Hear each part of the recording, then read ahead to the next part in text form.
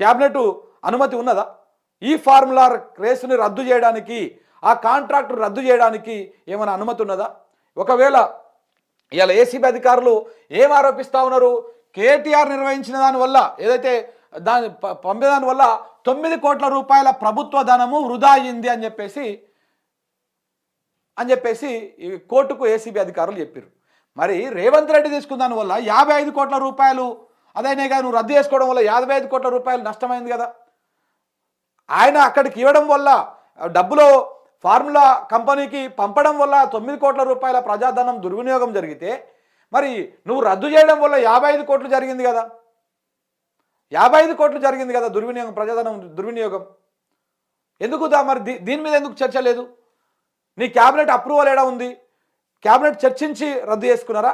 మీ క్యాబినెట్లో కూర్చొని డిసైడ్ చేసుకొని అరే మనం రద్దు చేసేద్దామని చెప్పి రద్దు చేసిర్రా? కాదు కదా. నీ సొంతంగా నీకు నువ్వు అనుకున్నావు రేవంత్ రెడ్డి కేటీఆర్ని ఇరికేయాలి కాబట్టి నీకు నువ్వు అనుకొని కేటీఆర్ని ఇరికేయాలి, ఇందులో కావాలంటే కేసీఆర్ని లాగాలి, హెచ్ఎండిఏ చైర్మన్గా ఆయన ఉన్నాడు కాబట్టి. సో కాబట్టి ఏదో ఒక రకంగా చేసి దాని మీద కేసు పెట్టి చేయాలి.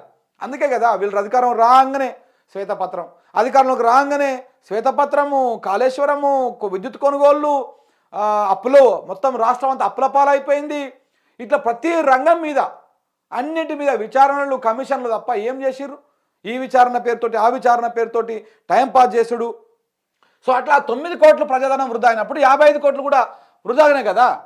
ఇప్పుడు దీని గురించి చర్చించాలి కదా. దీని గురించి ఉండదు. వల్ల మనం చేస్తేనేమో సంసారం, అవతలోడు చేస్తేనేమో ఇంకొకటి.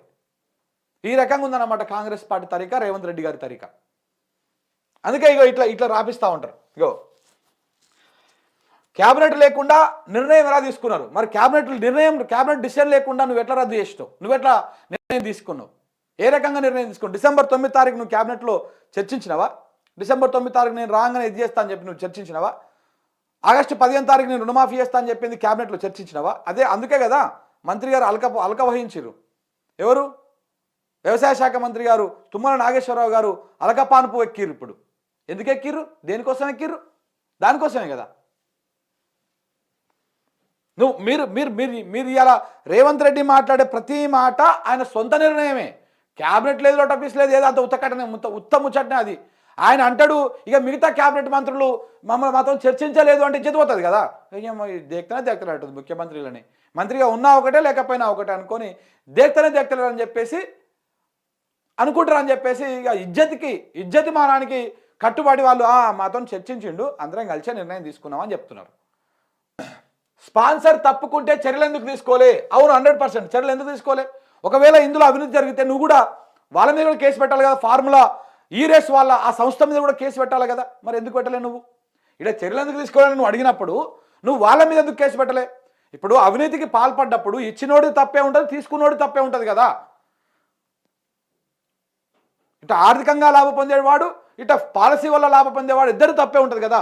మరి ఇందులో కేటీఆర్ ముద్దాయి అవుతాడు, అరవింద్ కుమార్ ముద్దాయి అవుతాడు, బిఎల్ఎన్ రెడ్డి గారు ముద్దాయి అవుతారు, వీళ్ళందరూ ముద్దాయిలు అవుతారు, వీళ్ళందరూ తప్పు చేసిన వాళ్ళు అవుతారు. కానీ డబ్బులు తీసుకున్నటువంటి ఫార్ములా ఈ సంస్థ మాత్రం తప్పు చేసింది కాదు. ఎందుకు ఆ సంస్థ మీద ఎందుకు కేసు పెట్టలే? ఎందుకంటే కేసు పెడితే తీసుకుపోయి బొక్కలేస్తాడు కాబట్టి, వాడు అంతర్జాతీయ కోర్టులో నిలబెడతాడు కాబట్టి, రేవంత్ రెడ్డికి మెడకు ఉచ్చు బిగుసుకుంటుంది కాబట్టి, అందుకనే దాని జోలికి పోతలేడు. దాని జోలికి పోతే అంతర్జాతీయ ఆర్బిట్రేషన్ సెంటర్లో పెడతాడు. వీడు నాతోని 3 సంవత్సరాలకు 4 సంవత్సరాలకు అగ్రిమెంట్ చేసుకున్నాడు, నా అగ్రిమెంట్ను బ్రీచ్ చేయడమే కాకుండా మళ్ళీ నా మీద ఉల్టా కేసు పెట్టాడని చెప్పేసి వాడు అక్కడ సీరియస్ అవుతాడని చెప్పేసి భయపడి ఇప్పుడు ఓన్లీ ఈ ముగ్గురు కోసమే కేసు అల్లి సినిమా అల్లిరు. ఆ ముగ్గురిని ఇరికిస్తే 100% తీగలాగితే డొంక అందం గదరాలి కదా. మరి ఈ ముగ్గురిని రేపు కేసులో ఇరికిస్తే ఒకవేళ అవినీతి చేసింది వీళ్ళైతే అవినీతికి ప్రోత్సహించింది, అవినీతి డబ్బు తీసుకున్నటువంటి వాడు కూడా తప్పు చేస్తుండే కదా. 100% వాడిని కూడా తీసుకురావాలి వాళ్ళకి. మరి అప్పుడు తీసుకురావాలా వద్దా? ఇప్పుడు అంతెందుకు ఓటుకు నోటు కేసు ఉన్నది, అందులో డబ్బులు ఇచ్చినటువంటి రేవంత్ రెడ్డి ముద్దాయే, డబ్బులు తీసుకున్నటువంటి అతను కూడా ఆ కోర్టులో సాక్ష్యంగానో లేకపోతే ఎవిడెన్స్ గానో రకరకాలుగా ఉంటాడు కదా. మరి అట్లా చేయాలి కదా పార్టీగా. అందులో కేసులో చేయాలన్నా చేయరు. ఎందుకంటే మళ్ళీ మొత్తం సినిమా అంతా మారిపోతుంది కాబట్టి.